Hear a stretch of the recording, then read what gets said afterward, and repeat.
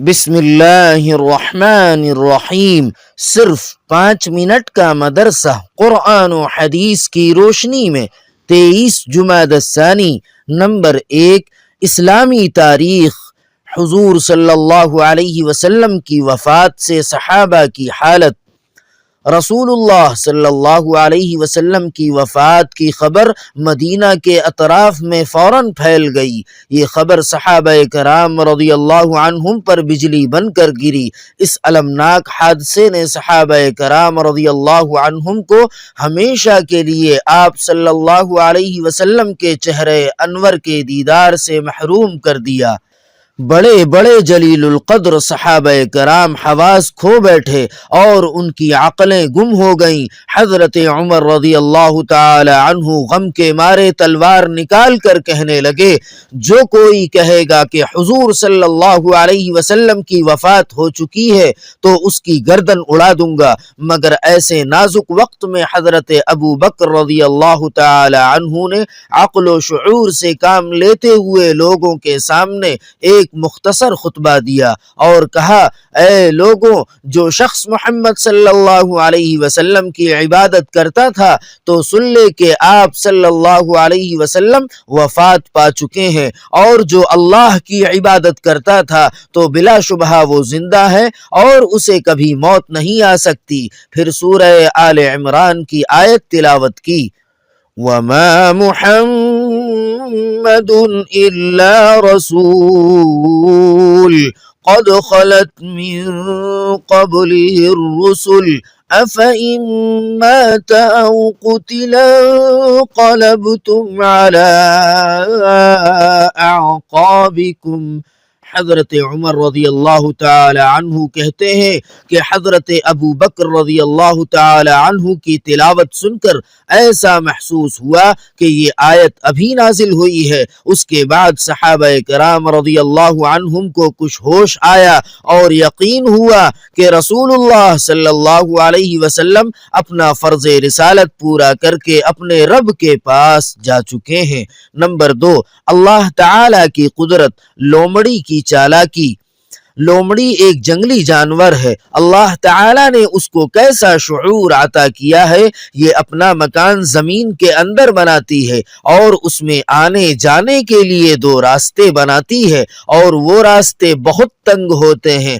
اس کے علاوہ نیچے بھی کوئی نہ کوئی ایسا سوراخ رکھتی ہے جس سے ضرورت پر اپنے آپ کو بچا سکے۔ ایک راستے سے اگر کوئی پکڑنا چاہے تو دوسرے راستے سے بھاگ جاتی ہے، اور اگر دونوں راستوں پر کوئی اس کو گھیر لے تو نیچے کے سوراخ سے اپنا بچاؤ کر لیتی ہے۔ یہ شعور اور سمجھ لومڑی کو کس نے عطا کیا؟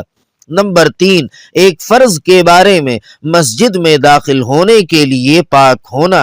رسول اللہ صلی اللہ علیہ وسلم نے فرمایا، کسی حائضہ عورت اور کسی جنبی یعنی ناپاک آدمی کے لیے مسجد میں داخل ہونے کی بالکل اجازت نہیں ہے۔ فائدہ، مسجد میں داخل ہونے کے لیے پاک ہونا ضروری ہے۔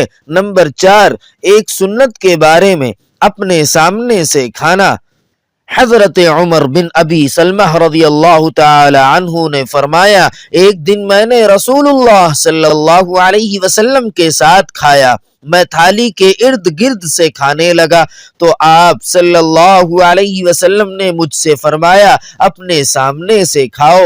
فائدہ، اگر ایک ساتھ کئی آدمی کھانا کھائیں تو ہر ایک اپنے اپنے سامنے سے کھائے، یہی سنت ہے۔ نمبر 5، ایک اہم عمل کی فضیلت، قرآن پاک کی تلاوت کرنا۔ رسول اللہ صلی اللہ علیہ وسلم نے فرمایا، قرآن شریف کی تلاوت کیا کرو، اس لیے کہ قیامت کے دن یہ اپنے ساتھی یعنی پڑھنے والے کی شفاعت کرے گا۔ نمبر 6، ایک گناہ کے بارے میں، جانوروں کو بے مقصد مارنا۔ رسول اللہ صلی اللہ علیہ وسلم نے فرمایا، جس نے کسی چڑیا کو بے فائدہ مارا ہوگا تو وہ قیامت کے دن اللہ تعالی کے سامنے فریاد کرے گی کہ اے میرے رب، فلاں نے مجھے بے مقصد مارا تھا اور کسی ضرورت و فائدے کے لیے نہیں مارا تھا۔ نمبر 7، دنیا کے بارے میں دنیا کا کوئی بھروسہ نہیں۔ رسول اللہ صلی اللہ علیہ وسلم نے فرمایا اس دنیا کی مثال اس کپڑے کی سی ہے جس کو شروع سے کاٹ دیا جائے اور اخیر میں ایک دھاگے پر لٹکا ہوا رہ جائے تو وہ دھاگا کبھی بھی ٹوٹ سکتا ہے، اسی طرح اس دنیا کا کوئی ٹھکانہ نہیں، کبھی بھی ختم ہو جائے گی۔ نمبر 8، آخرت کے بارے میں قیامت کے دن زمین کا لرزنا۔